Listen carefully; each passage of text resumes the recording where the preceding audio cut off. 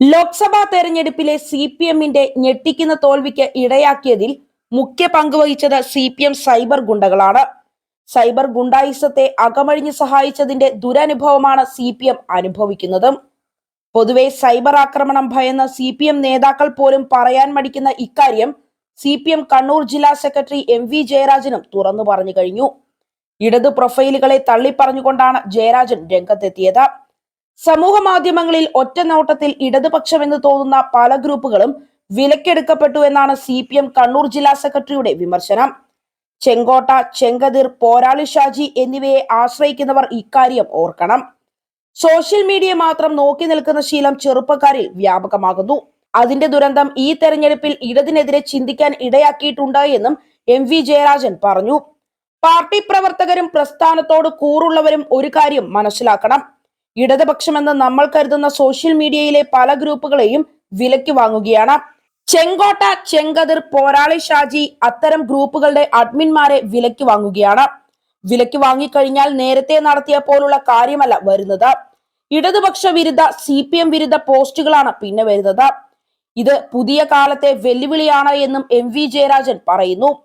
ലോക്സഭാ തെരഞ്ഞെടുപ്പിൽ CPMനും LDFനും ഉണ്ടായ തിരിച്ചടി നിസ്സാരമല്ല എന്നും ജയരാജൻ പറഞ്ഞു. തിരിച്ചടി എന്തുകൊണ്ടുണ്ടായി എന്ന് ആഴത്തിൽ വിശകലനം ചെയ്ത് പറ്റിയ തെറ്റുകൾ കണ്ടെത്തി പരിഹരിച്ച് പാർട്ടിയെയും LDFനെയും മുന്നോട്ട് നയിക്കേണ്ടത് നാടിന്റെ ആവശ്യമാണ്. ഇന്ത്യയിൽ നിലനിൽക്കുന്ന വർഗീയ രാഷ്ട്രീയത്തിനെതിരായി ഉശിരൻ പോരാട്ടങ്ങൾ നടത്താനും വിട്ടുവീഴ്ചയില്ലാതെ പോരുതാനും കഴിയുന്നത് ഇടതുപക്ഷത്തിനാണ് എന്ന വസ്തുതാപരമായി ബോധ്യപ്പെടുത്താൻ കഴിഞ്ഞാൽ തിരിച്ചടിയെ അതിജീവിക്കാൻ കഴിയും. കഷ്ടിച്ച് അധികാരത്തിലെത്തിയ BJP ആദ്യമായി ചെയ്യാൻ പോകുന്നത് 100 സീറ്റ് നേടിയ കോൺഗ്രസിനെ പിളർത്താനുള്ള പരിശ്രമമായിരിക്കുമെന്നും ജയരാജൻ പറഞ്ഞു. കഴിഞ്ഞ ദിവസം മുതിർന്ന CPM നേതാവ് G സുധാകരനും വിമർശനം ഉന്നയിച്ച് രംഗത്ത് വന്നിരുന്നു. നരേന്ദ്രമോദിയെ പുകഴ്ത്തിക്കൊണ്ടും പിണറായി വിജയൻ സർക്കാരിനെ വിമർശിച്ചുകൊണ്ടുമാണ് സുധാകരൻ രംഗത്ത് വന്നത്. നരേന്ദ്രമോദി ശക്തനായ ഭരണാധികാരി. BJPയുടെ കേന്ദ്രമന്ത്രിമാർക്കെതിരെ അഴിമതി ആരോപണങ്ങളില്ല. കോൺഗ്രസ് ഭരണകാലത്തെ പോലെ അഴിമതി പൊട്ടിയൊഴുകുന്നില്ല. നേതാവുണ്ട് എങ്കിൽ ജനം പിന്നാലെ വരും. കേന്ദ്രമന്ത്രിമാർക്കെതിരെ വ്യക്തിപരമായ അഴിമതി ആരോപണങ്ങളില്ല. ഏത് പാർട്ടിയായാലും ലീഡർഷിപ്പ് പ്രധാനമെന്നും G സുധാകരൻ ഒരു ചാനലിന് നൽകിയ അഭിമുഖത്തിൽ തുറന്നടിക്കുകയും ചെയ്തിരുന്നു.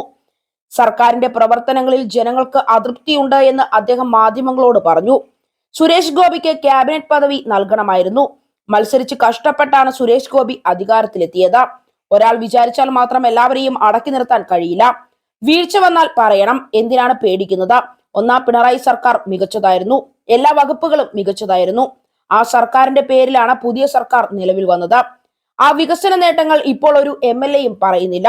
രണ്ടാം പിണറായി സർക്കാരിന് വികസന നേട്ടങ്ങളില്ല. രണ്ടാം പിണറായി സർക്കാരിനെ കുറിച്ച് പലർക്കും വിമർശനമുണ്ടായി എന്നും സുധാകരൻ പറഞ്ഞു. തെരഞ്ഞെടുപ്പിൽ ആലപ്പുഴയിൽ CPM കോട്ടകളിൽ വിള്ളലുണ്ടായി. കമ്മ്യൂണിസ്റ്റ് പാർട്ടി പിറവിയെടുത്ത സ്ഥലങ്ങളിൽ പോലും മൂന്നാമതായി. കായംകുളത്ത് വോട്ട് ചോർന്നു. പുന്നപ്രയിലും വോട്ട് ചോർന്നുവെന്നും അദ്ദേഹം പറഞ്ഞു. KK ശൈലജ എവിടെ നിന്നാലും ജയിക്കുമെന്ന് ആരാണ് പറഞ്ഞത്? എവിടെ നിന്നാലും ജയിക്കുമെന്ന് പറയുന്നത് മാധ്യമങ്ങൾ താൻ വിശ്വസിക്കില്ല എന്നും G സുധാകരൻ പറഞ്ഞു. നേരത്തെ ലോക്സഭാ തെരഞ്ഞെടുപ്പിലെ തോൽവിയിൽ ഒളിയമ്പുമായി P ജയരാജനും രംഗത്ത് വന്നിരുന്നു. ലോക്സഭാ തെരഞ്ഞെടുപ്പ് തോൽവിയിൽ CPM പാഠം ഉൾക്കൊള്ളണമെന്നാണ് ജയരാജൻ ആവശ്യപ്പെട്ടത്.